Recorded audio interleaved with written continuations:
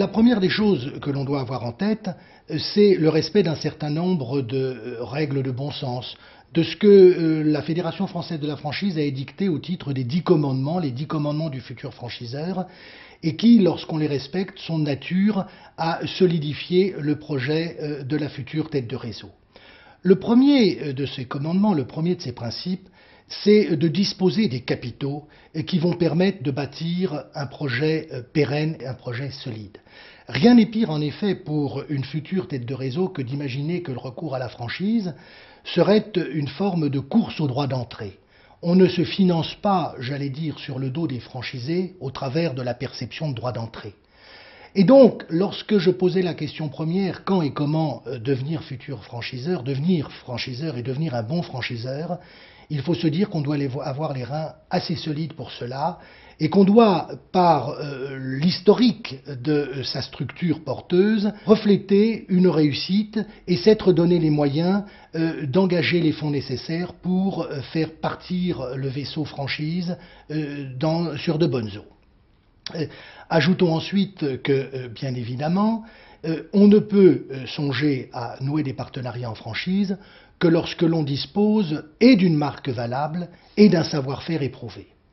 La marque valable, disons-en deux mots avant d'aborder le cœur de la relation de franchise qu'est le savoir-faire, la marque doit être valable parce que certains franchiseurs se sont hardiment lancés dans le développement des partenariats sans avoir consolidé leurs droits au titre de la propriété intellectuelle, fragilisant ainsi pour l'avenir leur historique.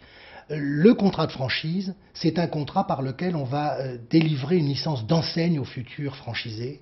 On va donc transférer des droits de propriété intellectuelle, on va les concéder et on ne peut le faire que lorsque l'on est titulaire soi-même d'une marque valable ou lorsque la tête de réseau, franchiseur, a des droits de licence qui ont été octroyés par le propriétaire de la marque. Et il y a malheureusement, disons-le, dans l'histoire jurisprudentielle de la franchise, des cas fameux où de belles réussites ont risqué d'être entachées par des problématiques de droit des marques. Ta marque, donc, tu protégeras, et c'est là encore un commandement qu'il convient de respecter. Et puis, arrivons à ce qui fait le cœur du métier de franchiseur. Ton concept, tu auras expérimenté, et ton concept, tu transmettras. Et nous avons ici évidemment cette réflexion sur la nécessité de recourir à une expérimentation préalable. Les futurs franchiseurs ne sont dignes de ce nom et ne deviennent franchiseurs que pour autant qu'ils ont réellement expérimenté leur pilote. Et qu'ils l'ont fait avec suffisamment de temps et suffisamment d'espace de comparaison pour pouvoir, avec honnêteté et avec raison, proposer à des partenaires de mettre en œuvre eux-mêmes et à leur tour ce savoir-faire éprouvé au sein de ces unités pilotes.